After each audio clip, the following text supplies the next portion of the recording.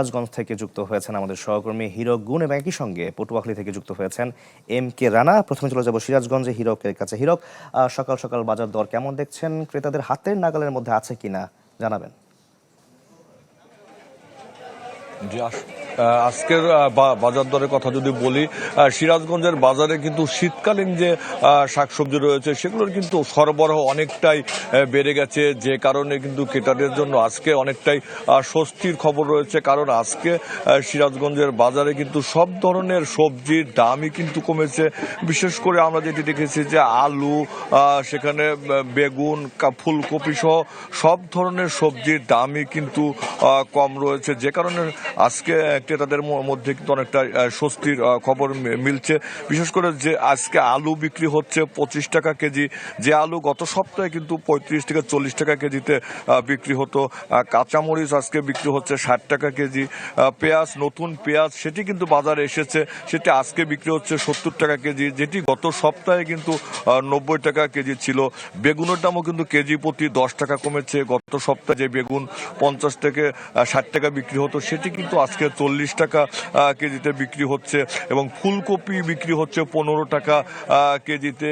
তবে আজকে সকাল থেকেই কিন্তু সিরাজগঞ্জে কুয়াশা পড়েছে, সেই সাথে শীত জেগে বসায় কিন্তু যে ক্রেতা কিন্তু আজকে কিছুটা কম রয়েছে।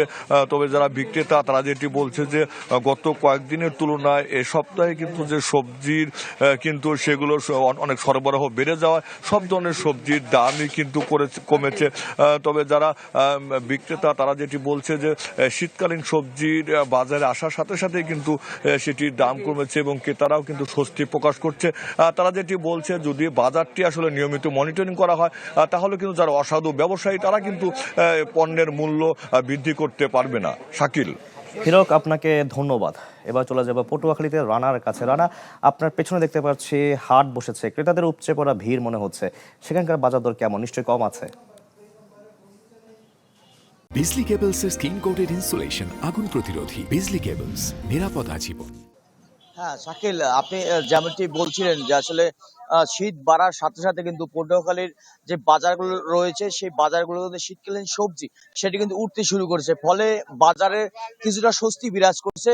তবে এখানকার বাজারও যেমনি ফুলকপি 20 টাকা দরে বিক্রি হচ্ছে, এর বাইরে যে গাজর, শালগম রয়েছে সেগুলো কিন্তু গেল সপ্তাহের থেকে 10 থেকে 15 টাকা এই সপ্তাহে বাজারে কম দেখা যাচ্ছে। সব থেকে বেশি হচ্ছে মরিচের দামটা কিন্তু গেল সপ্তাহে 60 টাকা থাকলেও আজকে কিন্তু বাজারে বিক্রি হচ্ছে 90 টাকা। কাঁচা মরিচ যেটি রয়েছে সেটি কিন্তু আজকের বাজারে বিক্রি হচ্ছে 90 টাকা।